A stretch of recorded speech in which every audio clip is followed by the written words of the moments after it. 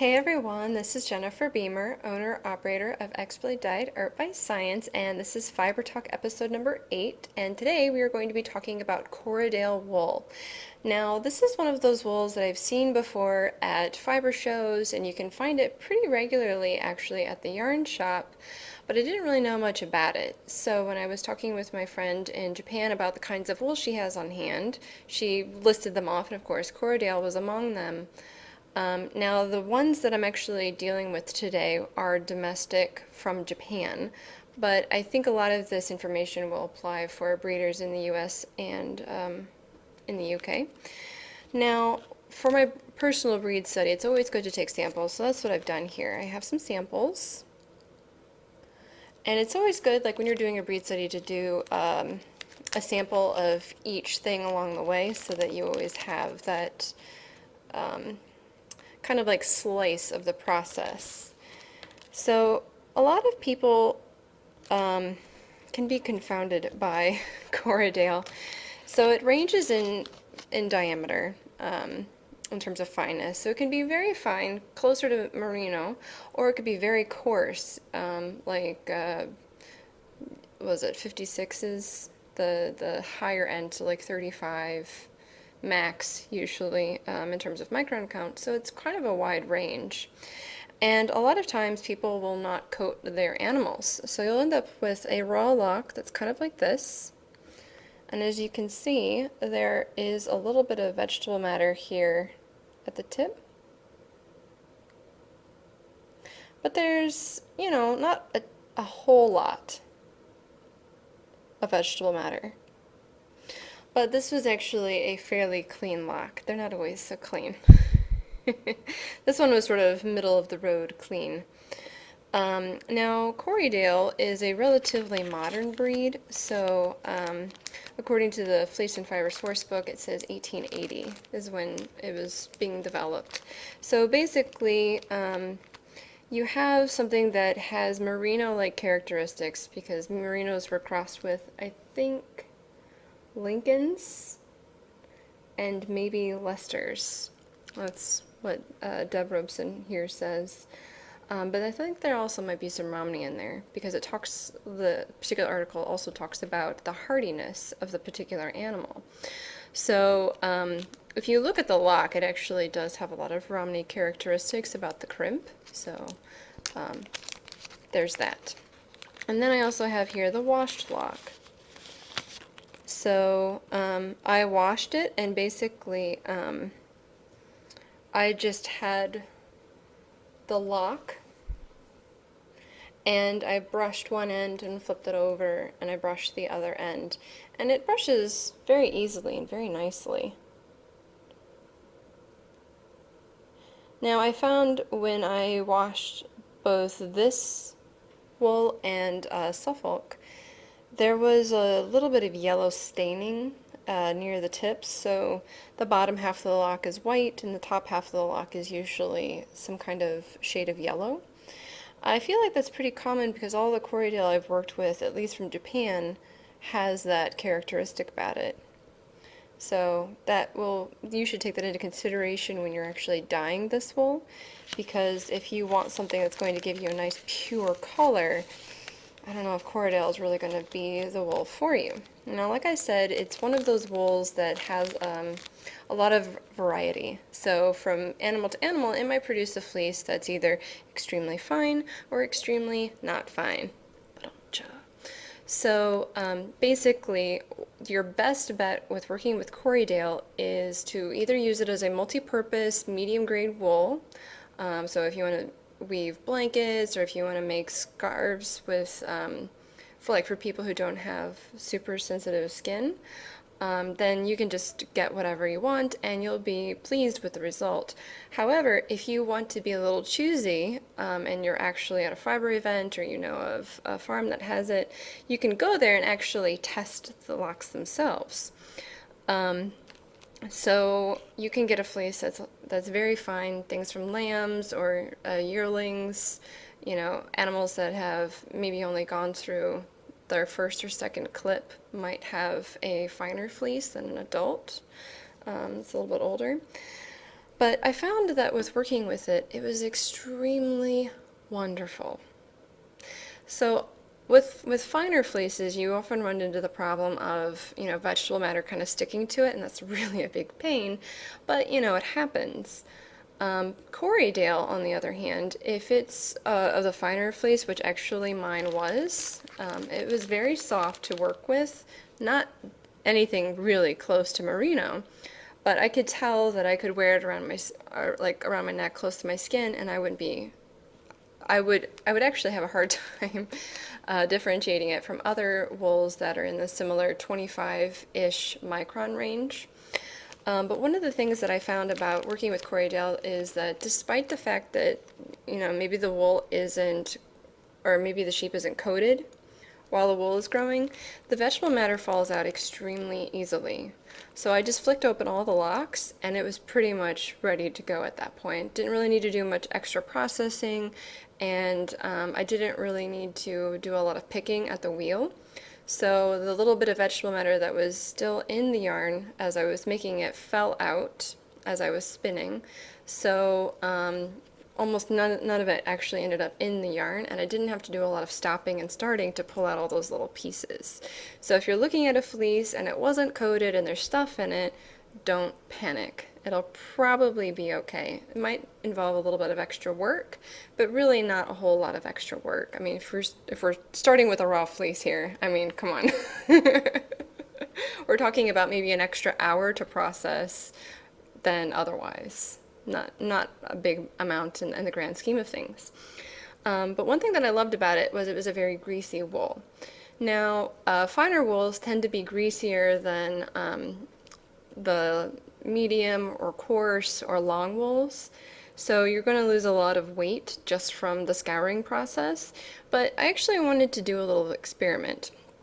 So there's this idea of water repellent yarn. So people who have some background with working with raw wool, they'll know that the lanolin that's actually in the wool, when you spin it raw and make something out of it, it has a water repellent feature. So back in the day when people would work, like in fishing boats, these sweaters would be water repellent, so it would keep the wearer warm and cozy and soft and dry, but it would keep the moisture off their skin. So if they got wet or whatever, they wouldn't be wearing a wet sweater.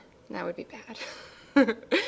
So that's kind of what I did for this particular sample.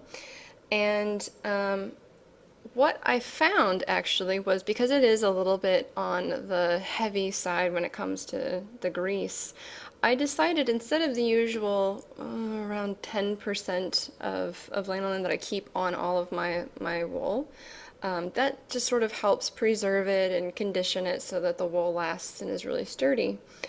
I decided to keep on more like 30% or maybe 25%. I don't have measurements, but it was definitely more lanolin than I typically do.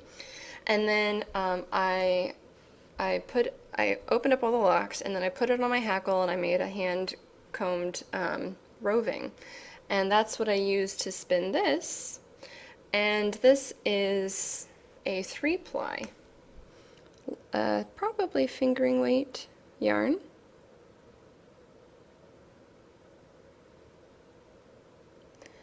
And I don't know if you can really tell, because this is of course white on pink skin, but there's a little bit of fuzz. Now, something that I found when I was spinning this particular wool was the lanolin actually helped me trap those flyaways so that I could get a very nice, smooth, dense, and non-fluffy true worsted yarn. And I'm really happy with the results. So if you want to leave a little bit more lanolin on your fleece, comb it, get it ready for spinning, spin it worsted, you'll get a very nice, crisp, sturdy yarn. And if you want to, you can leave that lanolin in there, which is what I did with this.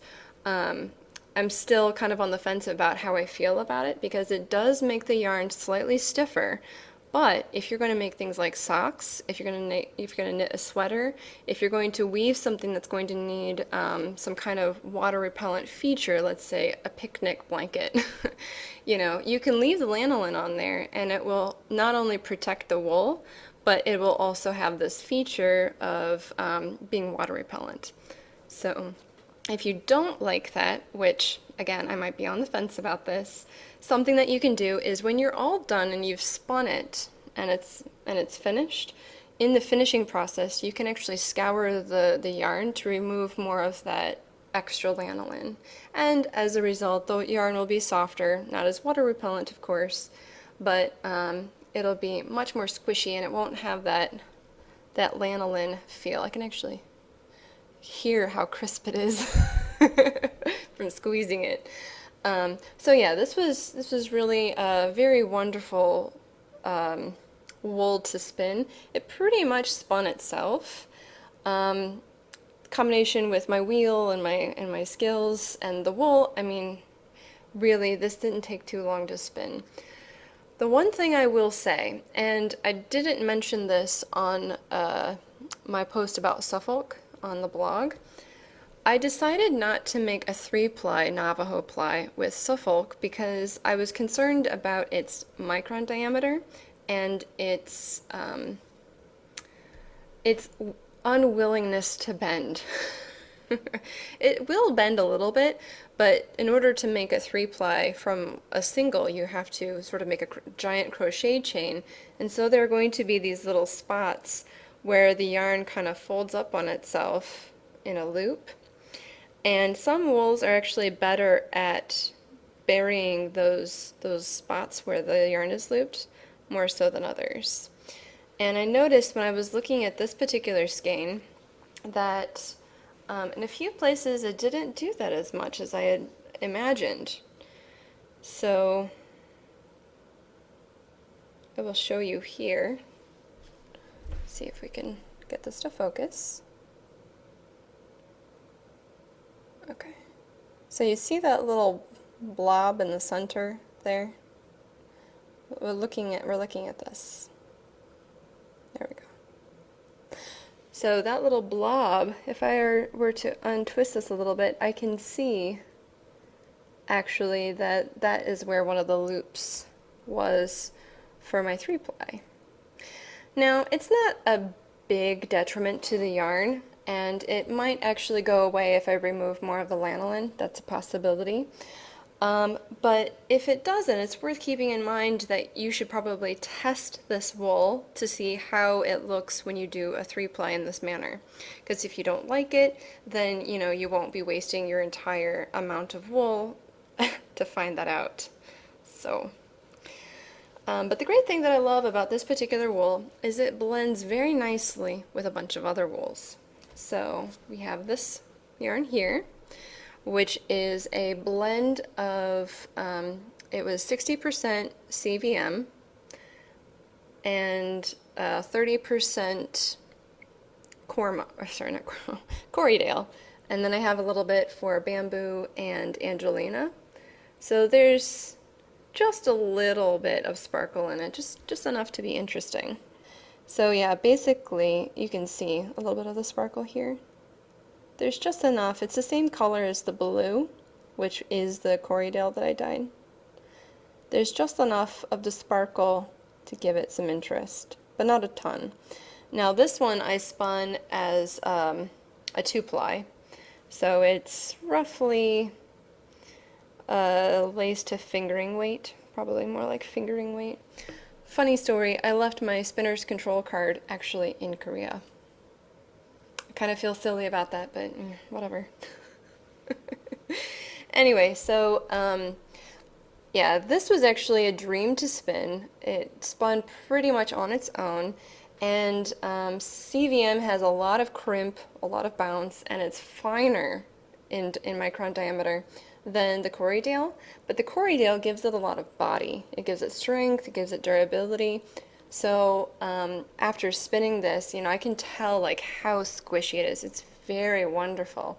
It's almost how I feel after spinning up Polwarth, except it doesn't have an unpredictable amount of bloom. When I finished this, it didn't actually bloom a whole lot compared to the unwashed version. So if you like the feel of Polwarth, but maybe you just don't want to deal with calculating the amount of bloom into your yarn, you might actually try a blend that kind of mimics Polwarth in that way. But yeah, the CVM Corriedale blend, oh gosh, it's so wonderful. I wish you could feel it. Anyway, and I do have a little bit more of this Corriedale actually over here on my wheel at the moment, and I'm testing to see how it does as a thicker two-ply. So this was a three-ply that is probably 16 wraps per inch, and my finished two-ply is probably going to be around 6 or 8 wraps per inch. Again, I'm guessing. So I just kind of want to see how the durability of it holds up, because according to the Fleece and Fiber Sourcebook, it should hold up very well, but we'll see. And that's what the test is. So if you follow my blog, which you should, I will probably post more stuff there when this gets done. I don't know exactly when, because this video might go live soon or maybe in a month. Who knows? Anyway, so I wanted to show you a cute little picture here of Corriedale sheep.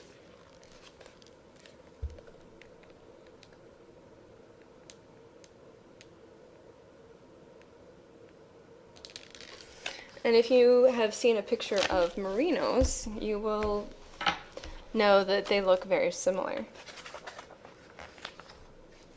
The great thing actually about Corriedale is the potential for color. So I've only ever worked with the white stuff, but it does come in other colors.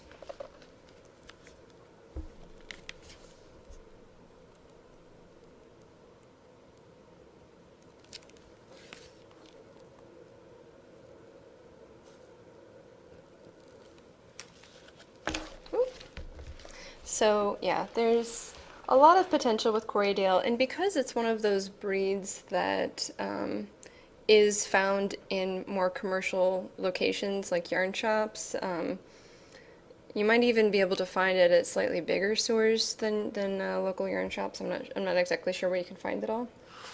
But you can find Corriedale more readily than you can some of the other wools that we've talked about, which is already made into yarn. But it's definitely worth, experimenting with and, working with it at the various levels. I think that this would be a really great wool to cold soak, brush, and then, spin it as it is, because even though it's got all that lanolin, it's a very sturdy fiber, so it will hold up a little bit more to the brushing, and then spinning mostly raw. I guess mostly raw is what I'm going for here.